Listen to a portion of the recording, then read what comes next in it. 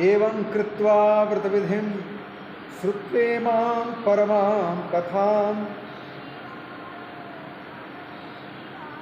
परानंदयत श्रीमान उद्यापनमथाचरी उद्यापनमथाचरी।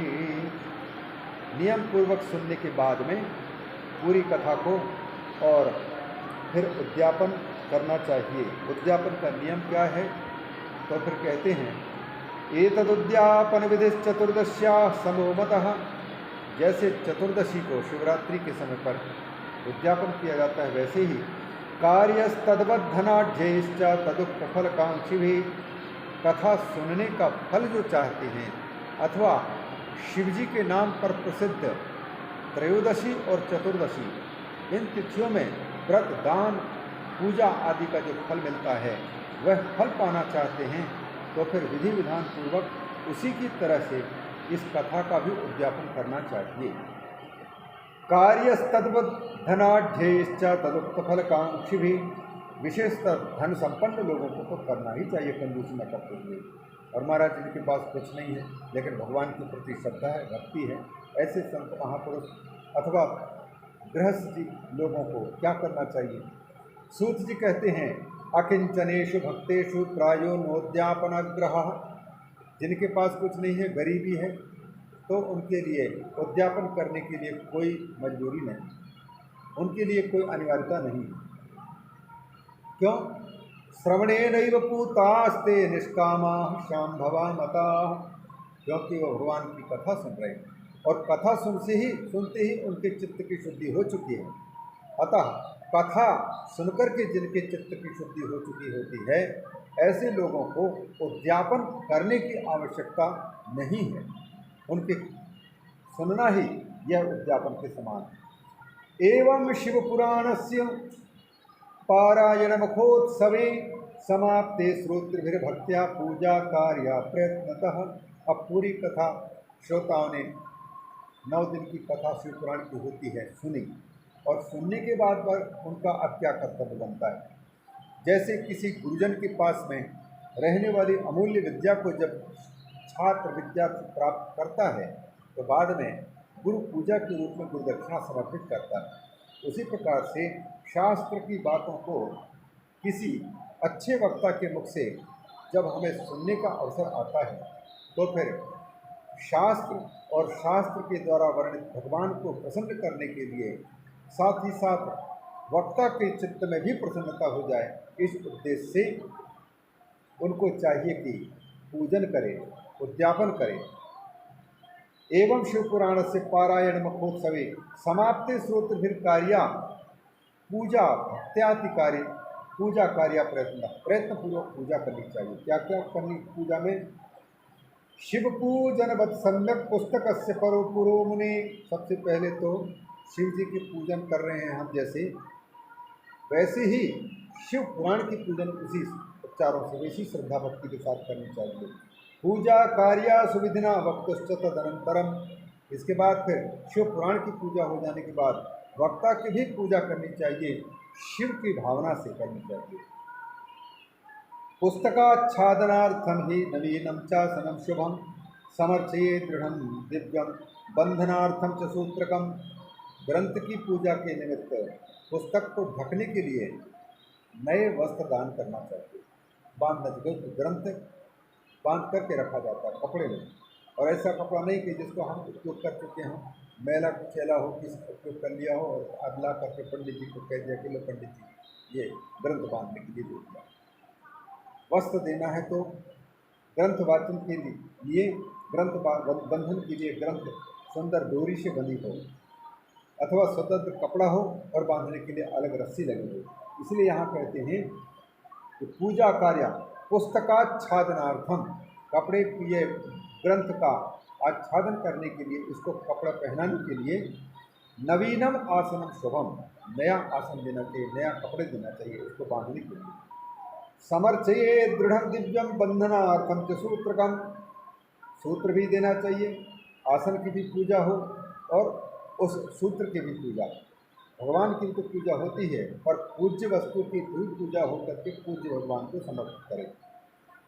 पुराणार्थम प्रयच्छन्ति ये सूत्रम वसनम नवम। महाराज आपने धागे की बात कही, वस्त्र की बात कही, तो क्या इस वस्त्र दान करने से कपड़े को, ये ग्रंथ को वाचन करने वाले को कपड़े जब दिया जाए, ग्रंथ बंधन के लिए धागा दिया जाए, तो क्या इसका फल होता है कि केवल ऐसे ही कुछ करने के लिए है, या कोई नियम है, इससे क्या मिलता है?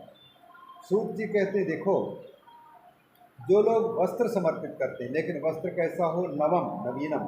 सूत्रम समर्पित करते हैं, सूत भी, धागा भी नया हो, ऐसा नहीं कि उपयोग करने से बच गया हो, उसके बाद फिर आपका ही काम नहीं आ रहा तो चलो भैया ये 5-6 साल से मौली पड़ी हुई थी, काम में नहीं आ रहा तो दे दो, जल्दी मांग है उसको दे दो, वैसा नहीं। नवीनम, नवीनम वस्त्रम सूत्रम, जो लोग देते हैं, जो भोगिनो ज्ञान संपन्नाम, तो वो क्या होंगे? पुराणार्थम प्रयच्छन्ति ये सूत्रम वसनम नवम भोगिनो ज्ञान संपन्नास्ते भवन्ति भवे भवे। वे लोग जब जब जन्म लेंगे, मुक्ति यदि नहीं प्राप्त कर पाए तो जन्म लेंगे, जन्म लेंगे तो हर जन्म में उनके पास में खाने पीने, ऐश मौज मस्ती के लिए जितने धन की आवश्यकता है, वो सारी की सारी व्यवस्था वहाँ रहेगी। अच्छा महाराज, जब ये धनाढ़ लोग इतने सब चीज़ पा लेंगे तो भगवान का भजन तो नहीं कर पाएंगे, फिर तो उनकी दुर्गति होगी, फिर तो उनको भगवान की भक्ति की प्राप्ति नहीं होगी। कहते हैं नहीं, ज्ञान संपन्ना, भोगी होते हुए भी उनको शास्त्रों का ज्ञान प्राप्त हो जाए। क्यों? वस्त्र दे रहे हैं ज्ञान का वर्णन करने वाले ग्रंथ, अतः ग्रंथ की कृपा और ग्रंथ प्रतिपादक भगवान की कृपा उनको प्राप्त होती है। भोगिनो ज्ञान संपन्नास्ते भयंती भवे भवे। वक्त्रे दद्यात् महारहाणि वस्तूनि विविधानि च वस्त्रभूषण पात्राणि दिव्यम बहुविशेषतः। वक्त्रे, वक्ता को, वक्त्र माने मुख भी होता है वक्त्रम, लेकिन वक्ता माने बोलने वाला, वक्त्र चतुर्थी का रूप है। वक्ता को देना चाहिए क्या? महारहाणि वस्तूनि विविधानि, महंगे से महंगी और प्रिय से प्रिय वस्तु, और जिसको दिया जाए उसको प्रसन्न कर देने वाली दे वस्तु देनी चाहिए।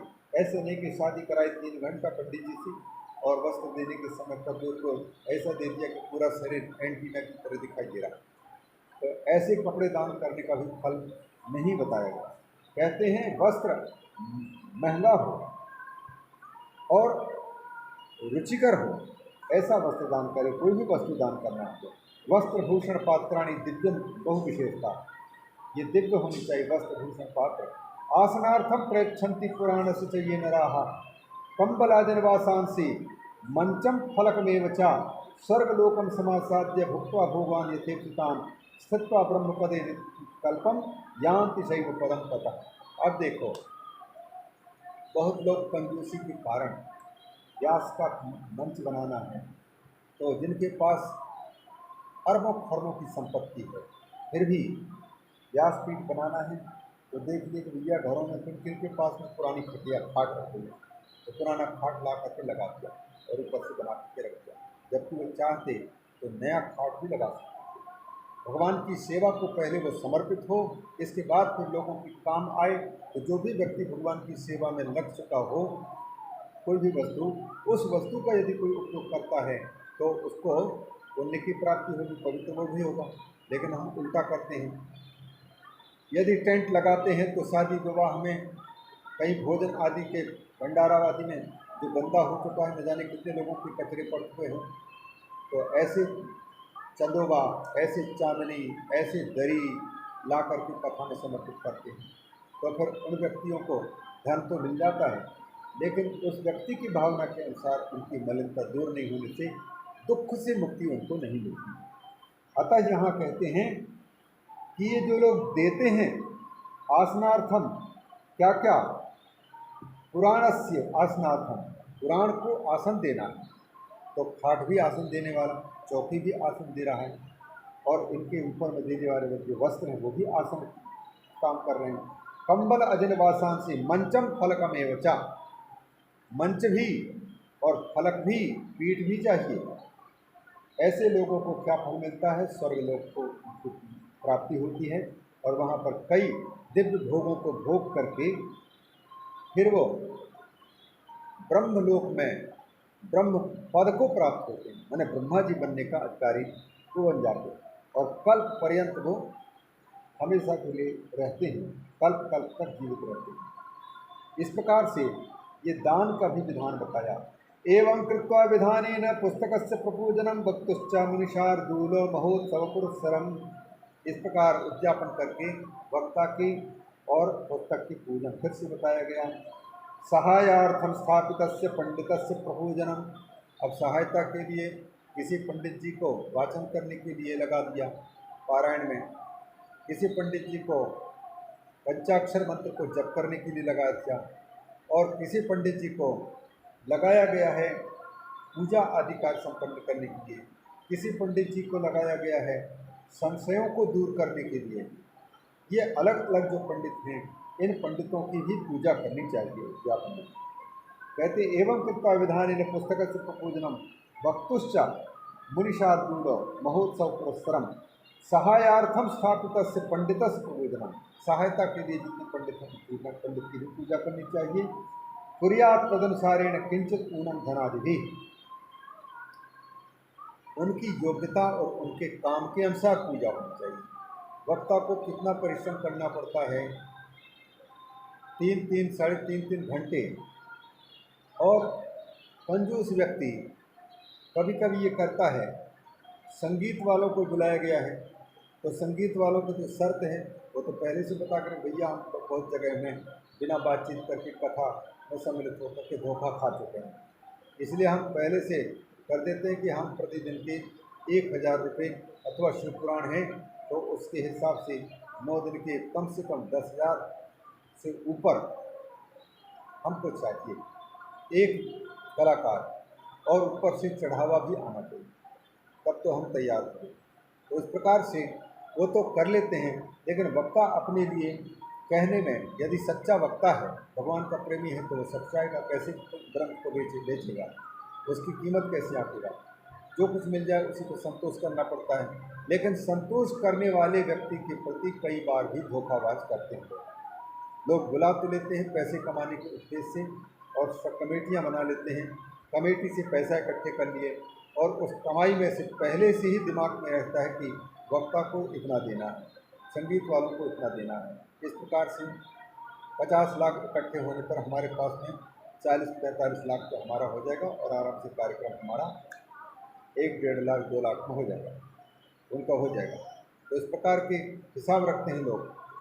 तो जब श्रोता को, वक्ता को, संगीत वालों को ये पता लग जाता है कि हमारे साथ में तो ये अच्छा व्यवहार नहीं किया, ये पैसे कमाने के उद्देश्य से किया गया, तो फिर वो वक्ता भी जो पहले कुछ नहीं मांगता था वो शर्त रखता है, फिर भैया पहले हमारे लिए टिकट बनवाने के लिए, टिकट तुम नहीं बनवाओगे, टिकट हम बनाएंगे, पैसा पहले पैसे भेजो 10,000 रुपये आने जाने की, ताकि अगर कदाचित तुम बनाओगे टिकट तो कभी भी कैंसिल कर दोगे और तुम्हारी कथा बुकिंग होने के कारण दूसरे को हम समय नहीं दे पाएंगे। और ऐसे एंड मौके पर आकर के यहाँ पे बहू की तबीयत खराब हो गई, घर में कोई व्यक्ति की मृत्यु हो गई, ये दुनिया भर के बहाने बना करके एंड मौके पर 2 दिन जब कथा कहने का आया तो फिर निरस्त कथा कर देते हैं। इस स्थिति में वक्ता इधर से भी गया, दूसरी जगह से भी गया। अतएव वक्ताओं को मजबूरन ये कठोरता के कदम उठा करके और लालच में आकर के व्यापारीकरण करने को मजबूर होना पड़ा। श्रोता आयोजक उस प्रकार के हैं नहीं जो परिश्रम के अनुकूल नहीं देते। कई बार कथा वक्ता को बिल्कुल जैसे संगीत वाले को जितना है उतने भी कई बार तो केवल माला पहना करके वापस कर देते। ऐसे ऐसे वक्ताओं का भी दर्शन प्राप्त हुआ है। इसलिए यहाँ कहते हैं जो वक्ता है और उनकी सहायता करने के लिए चाहे संगीत वाला हो चाहे पंडित हो, सबका पूजन करना चाहिए, उनको भेंट दहेज दक्षिणा आदि देनी चाहिए और सबको बराबर नहीं कर सकते, उनके परिश्रम देख करके। वक्ता को सबसे अधिक परिश्रम। दूसरे नंबर पर जो बैक म्यूजिक देता है, ऐसे मुरली वाले को अथवा हारमोनियम में यदि रहे तो उसको, अथवा कोई सितार आदि में दे रहा है उसको या तो सारंगी में दे रहा है तो उसको परिश्रम पड़ता है, उसकी अपेक्षा तबले वाले को फिर कम पड़ता है, फिर उसकी अपेक्षा दूसरे को कम पड़ता है। तो इनके परिश्रम को देखते हुए इन सब के गायकों की भी उनकी पूजा करनी चाहिए। तो कुर्यात तदनुसार किंचित ऊनम धनादि भी, धन आदि से कुछ कम करें। ये नहीं कि वक्ता की जितनी पूजा हुई है उससे बढ़ा करके, अथवा वक्ता की जितनी हुई है उतना ही यह सोच करके कि भैया सभी लोग भगवान की यज्ञ में आए हैं, सभी समान हैं, हमारे नज़रों में तो भगवान उनके अंदर भी है। तो ऐसी अगर समानता करेंगे तो इस समानता को शास्त्र निषिद्ध कर रहा है। अतः इस समानता को यदि कोई करता है तो उसको ये पाप लग सकता है, अपराध हो सकता है। सब जगह में समता नहीं बरती जा सकती। कोई कहे कि भैया सभी जीव भगवान, सभी शरीरों में भगवान रहते हैं, तो फिर कुत्ते के साथ में अगर थाली में हम पा रहे हैं तो इसमें क्या गलती है? तो ऐसा नहीं हो सकता। कुत्ते को तो कुत्ते की तरह ही व्यवहार करना चाहिए। पुचकारो, उनको दो, रोटी दो उनको, लेकिन उनकी वह अधिकार नहीं है कि व्यक्ति जैसे जाकर के भांड बर्तन में जाकर के भोजन लेकर के खा पी लेता है, तो वैसे ही कुत्ता भी जाकर के चाट आए और उसके बाद फिर कोई कहे कि चलो भगवान तो सभी में है। तो अगर कुत्ता ने भी खा लिया तो भगवान तो सभी में है, कुत्ते भी खा लिए तो चलो भगवान को भोग लगा दो। तो ये समता सब जगह नहीं चलती। समत्व बर्ताव, समदृष्टि होना और समवर्ती होना सब जगह में उचित नहीं। अतः कहते हैं कि यदि पूजा करनी है यहाँ पर तो किंचित ऊनम धनादि भी, वक्ता की अपेक्षा जिसको सबसे अधिक परिश्रम पड़ा है उसकी अपेक्षा अन्य लोगों की पूजा उनके परिश्रम के अनुसार ही कम रखना चाहिए। समागतेभ्यो विप्रेभ्यो दद्यात् अन्नम धनादिकम, और जो श्रोता उपस्थित हुए हैं उनको कुछ नहीं दोगे? बोले भंडारा कराओ, खिलाओ पिलाओ, भोजन की सेवा उनकी कर दो, उनके लिए सबसे बड़ी दक्षिणा वही है। समागतेभ्यो विप्रेभ्यो दद्यात् अन्नम, अन्न के साथ साथ में धन आदि भी देना चाहिए। जो विप्र शास्त्रों का अध्ययन करते हैं और शास्त्रीय रीति से कर्मकांड कराते हैं, निर्लोभी हैं, लालची नहीं हैं, झूठ नहीं बोलते, शास्त्र के अनुसार जीवन यापन करते हैं, उनको सुंदर उनकी रुचि के अनुकूल भोजन भी दो और उनको धन आदि से प्रसन्न भी करना चाहिए।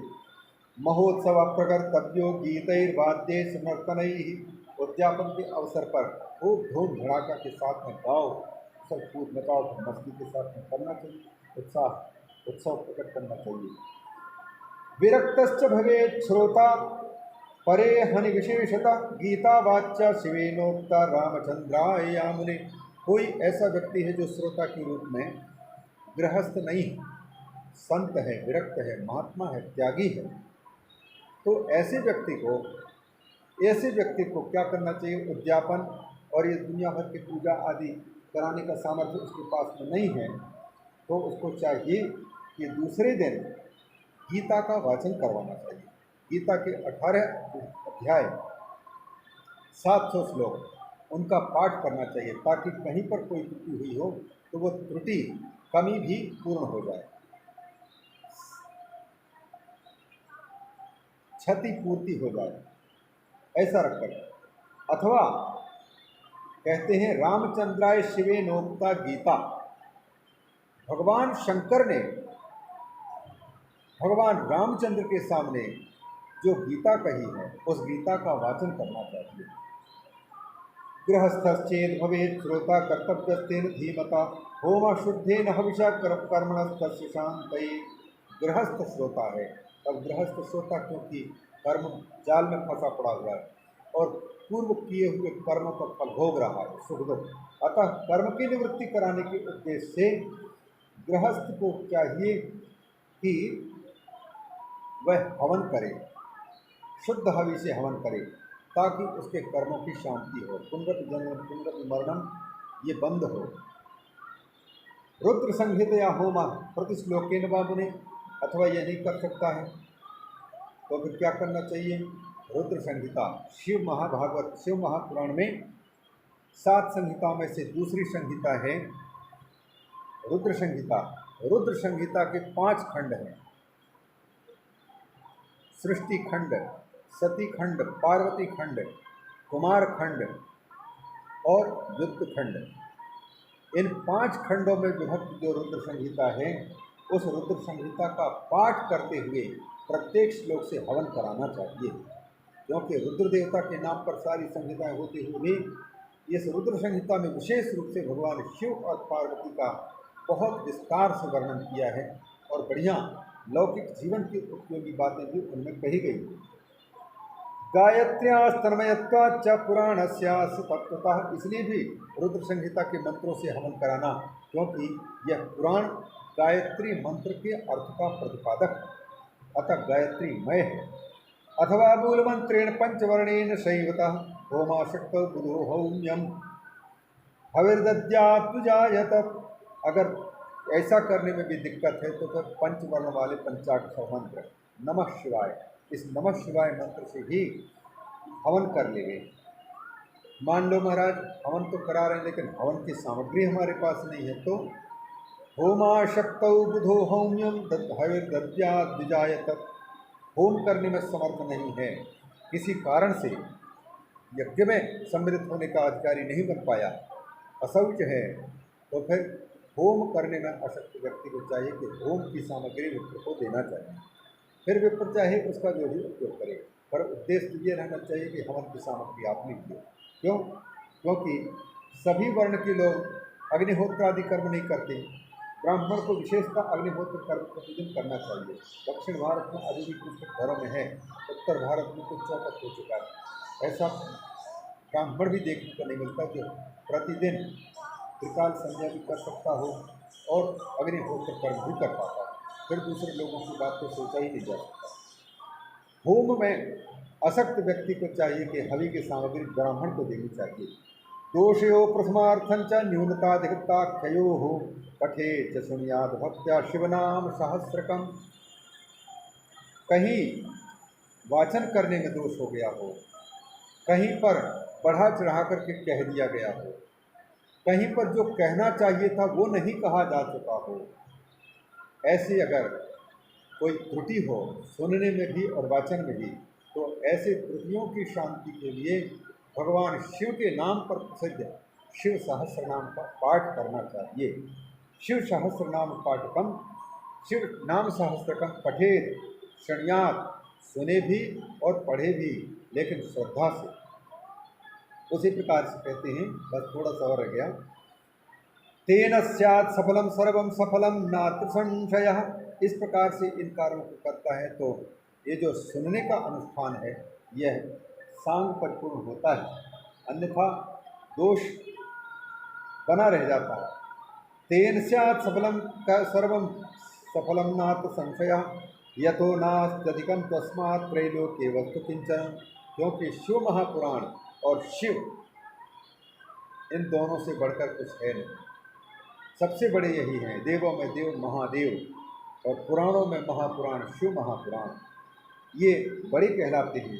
24,000 श्लोकों वाला है।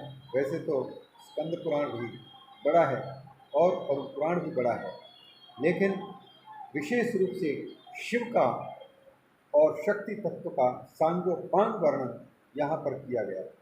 अतः इस दृष्टि से इससे बढ़कर के और कोई है नहीं कहते। यतो नास्त्यधिकम तस्मात् त्रैलोक्य वस्तु किंचन, कुछ भी बड़ा नहीं है ये जो कर्म है उनसे। एकादशमितान विप्रान भोजियेत मधुपायसे। 11 रुद्र होते हैं, यद्यपि 12 ज्योतिर्लिंग होते हैं, पर रुद्रों की संख्या 11 है। अतः 11 रुद्रों को खुश करने के उद्देश्य से 11 ब्राह्मणों को भोजन कराना चाहिए और सपत्नीक, क्योंकि 11 रुद्राणियों के साथ में रुद्रों की पूजा होती है। वैसे ही इनमें भी कहते हैं एकादशमितान विप्रान भोजेत मधुपायसैः दद्यात्ते भो दक्षिणां च व्रतपूर्णत्व सिद्धये। मधु पायस, मीठा खीर।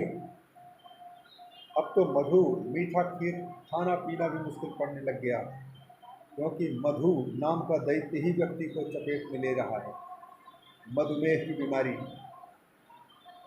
तो लेकिन खिलाते थे ब्राह्मण मधुर प्रिय, मधुर चीज़ खिलानी चाहिए, उत्तम भोजन खिलाना चाहिए 11 ब्राह्मणों को। और उनको दक्षिणा भी देनी चाहिए, तब यह व्रत पूर्ण होता है, नियम पूर्ण होते हैं। शक्तौ फलत्रयमित स्वर्णेन सुंदरम मुने सिंहम विधाय तत्रास्य पुराणस्य शुभाक्षरम। यदि शक्ति हो तो तीन पल सोने के सुंदर मूर्ति बना करके और सुंदर सिंह बना करके भी उसमें बिठा करके इस पुराण को सुंदर अक्षरों में लिखे हुए पुराण को उसमें विराजमान करके दान देना चाहिए। वाचक को, जो ज्ञानी है, उसको देना चाहिए। लेखितम लिखितम वापि संस्थाप विधिनापमान, अथवा लिखे हुए को लिख करके अथवा लिखे हुए को अथवा लिखवा करके स्थापित करके देना चाहिए। संपूज्यावाहनाद्यैश्च उपचारैः सदक्षिणम, 16 उपचारों से पूजन करवा करके ग्रंथ को सोने के सिंह पर सवार करके अथवा सोने के सिंहासन पर, कोई भी अच्छे सिंह पर सवार करने का मतलब ये सिंहासन जिस पर विराजमान करते हैं। नहीं तो उतना बड़ा सिंह बनाने के लिए कितना सोना लगेगा, और उसमें ग्रंथ को अगर रखेंगे तो वहाँ कांटे के इधर उधर पलटेगा, या तो फिर ऊँट की तरह बना, ऊपर खटिया बांधो, हाथी की तरह बना, तो वैसा नहीं, सिंहासन बना करके उसमें विराजमान करके देना चाहिए। संपूज्य वस्त्रभूषण गंधाद्यै पूजिता यतात्मने आचार्याय सुधीर दत्वा शिव संतोषि तभी सुधीर दद्यात्। बुद्धिमान पुरुष को चाहिए वस्त्र, आभूषण, गंधादि, पूजा की सामग्री, इन सबसे पहले तो विप्र देवता, आचार्य जो वाचन करने वाले हैं, उनको ये समर्पित करके उनकी पूजा करें। फिर बाद में ये उनको उचित दक्षिणा दे, शंकर की प्रसन्नता के लिए। तेन दान प्रभावेण पुराणस्यास्य शौनक, इस प्रकार इस पुराण के दान के प्रभाव से संप्राप्त अनुग्रहम शैवम मुक्त स्यात् भवबंधनात्, भगवान शिव का अनुग्रह प्राप्त करता है श्रोता, और भवबंधन से वो छूट जाता है, मुक्ति की प्राप्ति उसको हो जाती है। एवं कृते विधाने च श्रीमच्छिव पुराणकम संपूर्ण फलदम स्याद् वै भुक्ति मुक्ति प्रदायकम। ये है नियम, ये है व्रत, शर्तें, इनको पालन करते हुए यदि कोई श्रोता इस अनुष्ठान को संपन्न करता है, तब शिव पुराण का यह संपूर्ण अनुष्ठान पूरी तरह से फल देने वाला बन जाता है। भोग की प्राप्ति और मोक्ष की भी प्राप्ति हो जाती है। इस प्रकार सूत्र के अंत में कहते हैं, इति ते कथितं सर्वं किं भूय श्रोतुमिच्छसि श्रीमच्छिवपुराणस्य माहात्म्यं सर्वकामदम्। शौनक ऋषि, इस प्रकार से आप सभी महात्माओं को हमने आप सबके इच्छा के अनुरूप शिव महापुराण के महात्म्य का हमने वर्णन किया। यह शिव महापुराण सुनने पर सारी कामनाओं की पूर्ति करता है। श्रीमच्छिवपुराणं तु पुराण तिलकं मतम महच्छिव प्रियं रम्यं भवरोग निवारणम। यह शिव पुराण पुराणों में सर्वश्रेष्ठ पुराण तिलक कहा गया है, और ये शंकर जी को अत्यंत प्रिय है, रमणीय है, संसार रूपी रोग को दूर करने वाला है। वे लोग इस संसार में सचमुच जन्म लेकर के धन्य भाग हैं, जो लोग ते जन्म भाज खलु जीवलोके ये वै सदा ध्यायन्ति विश्वनाथम। जन्म लेकर के जीवलोक में जो भगवान शंकर को सुनते हैं, उनके नामों को जपते हैं, उनकी पूजा का सौभाग्य प्राप्त करते हैं, और उनकी कथा को सुनने का अवसर प्राप्त करते हैं, और सर्वत्र शिव दृष्टि करने का उनका संकल्प जागता है, वे लोग धन्य हैं। वास्तव में जन्म उन्होंने पाया। वाणी गुणान स्तौति कथां शृणोति श्रोतृद्वयं ते भवमुत्तरन्ति। जिनकी वाणी भगवान शिव की कथा कहती हो, जिनकी वाणी के द्वारा भगवान शंकर की स्तुति हो रही हो, जिनके कान, दोनों कानों भगवान की कथा सुन रही हों, तो ऐसे व्यक्ति को ही भगवान शंकर की प्रसन्नता प्राप्त होती है, और इस संसार समुद्र को वही तर कर के पार हो पाते हैं। सकल गुण विभेदैर्नियम नित्यम स्पष्ट रूपम जगद बहिरंतर भासमानम महिम्ना मनसि च बहिरंतर वाम मनोवृत्ति रूपम। परशिवमनन्तानन्द सान्द्रं प्रपद्ये परमशिवमनन्तानन्द सान्द्रं प्रपद्ये सकल गुण विभेदैः नित्यं अस्पष्ट रूपम जगत च बहिरंतः भासमानं महिम्ना। जो परमात्मा प्रत्येक जीव के अंदर और बाहर ठस भरे पड़े हुए हैं, उनको और समस्त गुणों के भंडार हैं, फिर भी वो निर्गुण निराकार कहलाते हैं।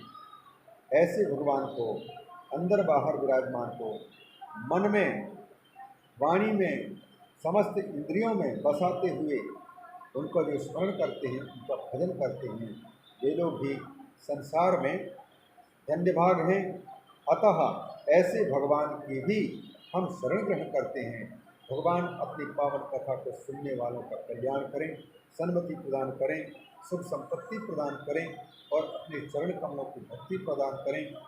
वैराग्य हो नकली वस्तुओं से, जगत से ज्ञान की प्राप्ति हो। इन्हीं प्रार्थनाओं के साथ में महात्म को 7 अध्यायों वाले इस महात्म को यहाँ पर विराम दिया जाता है। शेष कथा जो होगी सायंकालीन सत्र से शिव महापुराण की कथा प्रारंभ होगी, जिनमें सबसे पहले विद्येश्वर संहिता का वाचन होगा। इसको भी इसी प्रकार से कथन करने का प्रयास किया जाएगा जैसे महात्म की कथा को कही गई। और यह सौभाग्य ही है एक प्रकार से, दुर्भाग्य के साथ साथ में, कि कोई श्रोता विशेष उपस्थित नहीं हो पाते हैं। अतः उनको सुनाने के उद्देश्य से नहीं, अपने आप को सुनाने के उद्देश्य से, साथ ही साथ में एक ही श्लोक के अर्थ को समझते हुए वाचन किया जा रहा है, तो स्वयं वक्ता को भी लाभ हो और जो भाग्यवान श्रोता उपस्थित हो जाए उनको भी लाभ हो। ठहर करके शास्त्रों की बात सुनने का अवसर उनको प्राप्त हो और पूरा लाभ प्राप्त हो। इन भावनाओं से यह कथा को जितना भगवान चाहेंगे उतना संपन्न कराएंगे। बस सर्वे भवन्तु सुखिनः, सर्वे सन्तु निरामयाः, सर्वे भद्राणि पश्यन्तु, माँ कश्चित् दुःख भाग भवेत्। यह निवेदन करते हुए इस पुस्तिका को उच्चारण करके भगवान के नाम को लेकर और वाणी को विराम। इति श्रीस्कांदे महापुराणे सनत्कुमार संहितायां श्री शिवपुराण श्रवणप्रतिनां विधि निषेध पुस्तक वक्तृपूजन वर्णनम नाम 7मोऽध्यायः। नमः शिवाय, ओम नमः शिवाय, हर हर भोले नमः शिवाय, नमः शिवाय, ओम नमः शिवाय, हर हर भोले नमः शिवाय, नमः शिवाय, ओम नमः शिवाय, हर हर भोले नमः शिवाय, नमः शिवाय, नमः शिवाय, हर हर भोले नमः शिवाय, ओम नमः शिवाय, ओम नमः शिवाय, हर हर भोले नमः शिवाय, ओम नमः शिवाय, नमः शिवाय, हर हर भोले नमः शिवाय। भोले शंकर भगवान की जय। जगद्गुरु श्री चंद्र भगवान की जय। हर हर महादेव।